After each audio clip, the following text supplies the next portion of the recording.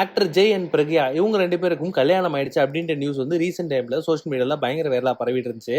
Jai and Pragya இவங்க 2 பேரோட Instagram ஸ்டோரியில ஒரு போஸ்ட் ஒன்று ஷேர் பண்ணியிருந்தாங்க.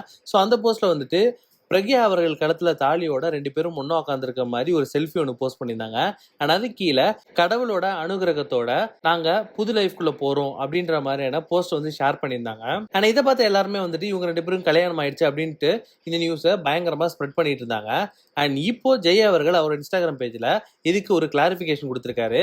ஸோ ஜெய் அவர்கள் என்ன சொல்லியிருந்திருக்காரு அப்படின்னா, ஐ ஆம் 90s single kit, girls don't worry அப்படின்ற மாதிரி ஒரு போஸ்ட் ஒன்று போஸ்ட் பண்ணியிருந்திருக்காரு. அண்ட் அது மட்டும் இல்லாம பிரக்யா அவர்கள் அவங்களோட இன்ஸ்டாகிராம் பேஜ்ல ஒரு ஸ்டோரி ஒன்று ஷேர் பண்ணியிருக்காங்க. ஸோ அவங்க என்ன சொல்லியிருந்திருக்காங்கன்னா, I am unmarried still supporting CSK அப்படின்ற மாதிரியான போஸ்டையும் ஷேர் பண்ணியிருந்தாங்க. இது மூலியமா இவங்க 2 பேருக்கும் கல்யாணம் ஆகல அப்படின்ற விஷயம் தெளிவா தெரியுது. அண்ட் இதுலயும் ரொம்ப முக்கியமான விஷயம் என்ன அப்படின்னா, ஜெய் அவர்களோட அடுத்த படத்துல வந்துட்டு பிரக்யா அவர்கள் தான் வந்து ஹீரோயினா நடிக்கிறாங்க. அண்ட் அந்த படத்தோட ஒரு சின்ன சீன் எடுத்துட்டு இருக்கும் பொழுது இந்த செல்ஃபி எடுத்து ஷேர் பண்ணியிருக்காங்க. ஆல்ரெடி நம்ம சொன்ன மாதிரி இது படத்தோட ப்ரொமோஷனுக்காக பண்ண ஒரு விஷயம் தான். ஜெய் அவர்களுக்கு இன்னும் கல்யாணம் ஆகல அப்படின்றதுதான் இங்க நிதர்சனமான உண்மை. கல்யாணம் பண்ணிட்டு தனியா இருந்தா தான் சிங்கிள் சொல்லலாம். கல்யாணம் பண்ணாமலே அவங்க சிங்காரு 2K கிட்ஸ் எல்லாம் கொண்டாட்டமா இருக்காங்க. அது ஒன்றும் பிரச்சனை கிடையாது. அல்டிமேட் கோலே வந்து 90s தவறான கோல்.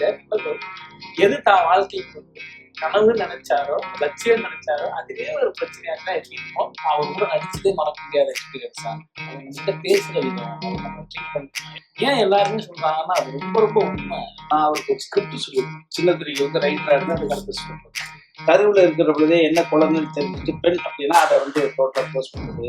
நான் வர்றதுக்கு முன்னாலும் தம்பிறாங்க அவருக்கு எத்தனை குழந்தை, அவருக்கு ப்ரீவியஸ் செட்டப் அதை கூட இருந்து வேலை செய்ய வராங்க. அவங்களுக்காக வர்றாங்க.